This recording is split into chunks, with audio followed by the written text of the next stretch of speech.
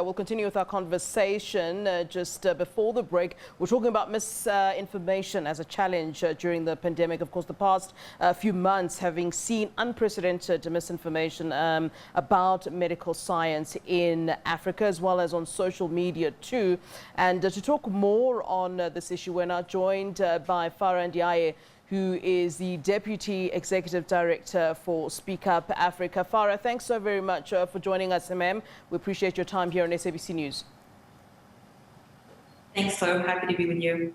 Right, so of course, misinformation on social media particularly has been quite prevalent across industries. However, the pandemic has kind of accelerated this misinformation about topics related to health, specifically COVID-19, and as we see now, vaccinations. How does misinformation impact the community and the state's ability to effectively tackle healthcare challenges such as the pandemic that we're in?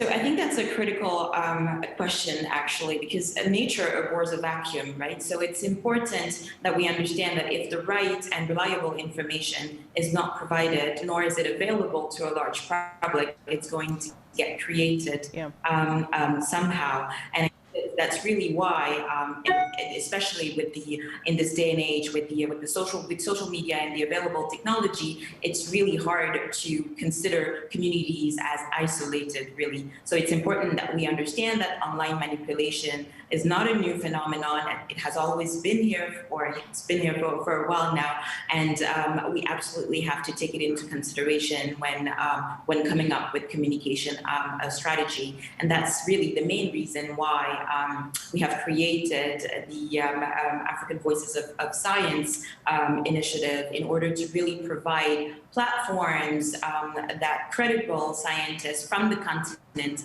can use to communicate around their own research and to the large public. Yeah, you know, sometimes though, you know, I'll use conspiracy theorists just as an example. Sometimes they will push a certain narrative, let's say, on social media. I mean, particularly on Twitter, I would have picked up a lot of conspiracy theories around vaccines. You know, it's easy to ignore, but then when something does go wrong, it gives them, I suppose, more to go with. I'll give you another example now with the Johnson & Johnson vaccine, where we've seen blood clots of a few people. It has driven that narrative that, you know, these vaccinations are indeed dangerous. What can then be done on the level of, I suppose, state? I mean, how do you stop all of this from happening, particularly when something wrong happens and then it gives those theorists something to go with? Absolutely. So I think the responsibility actually is twofold, because on the side of the authorities, it is actually important for them to communicate on the right platforms so that the information is easily found. And one thing that we see that is quite special about the fake news is that they always find their way to the greatest of platforms, right?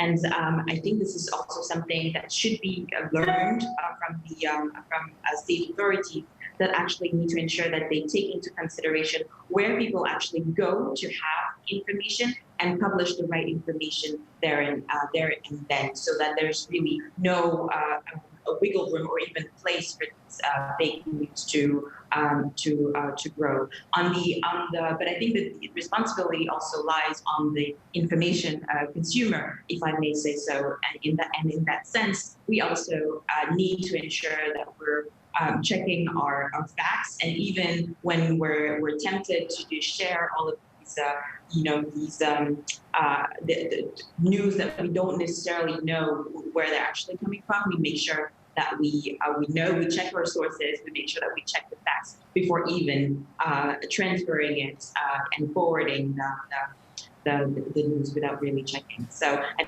think this is something that we do without even thinking more. We're thinking further about it, but we're really contributing to the problem as well. Yeah. Fara, one of the other issues is, you know, people want to be able to get more information. Where should the public be looking for correct, factual information about vaccines and the pandemic, especially given, the trend I've noticed of late is that there is some kind of a mistrust of the public, and I wonder if it is growing between, the public trust of government and of media. And often the government and media will disseminate the same information anyway, and someone might want to have a broader outlook than that. So I wonder, where is it that people can actually then kind of get information and have a holistic, correct view of what to do in the cases of well, you're in a pandemic, but also in the cases specifically of the vaccines?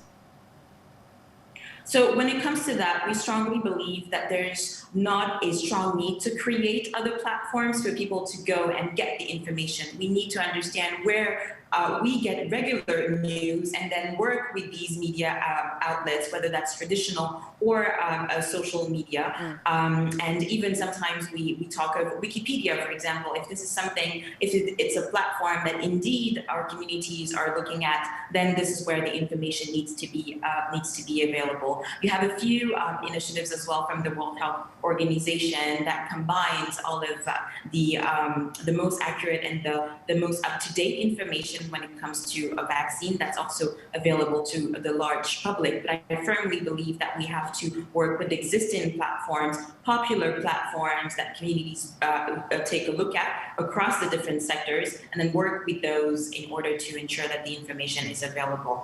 And another point that I think is also crucial is to work with the actual creators of that information. And to us, that those are the scientists. I think that it's we need to change the narrative by also diversifying the voices that we hear. So they're not necessarily from media outlets, they're not necessarily from political leaders, but they can be from credible scientists who have been doing this for a while. And in Africa in particular, we have a lot of renowned scientists that unfortunately sometimes are more renowned on the international level than on their own continent. And this is really what we would like to change with this Africa Voices of Science initiative, and ensuring that we work with these scientists for them to communicate in the simple terms what they're doing, why it's important to invest in health, to invest in science, to invest in research development, so that the continent actually takes full ownership of its own health agenda. All right, Fara Ndiaye, Deputy Executive Director of Speak Up Africa. We appreciate your time. Thank you, ma'am. Thank you so much, Web.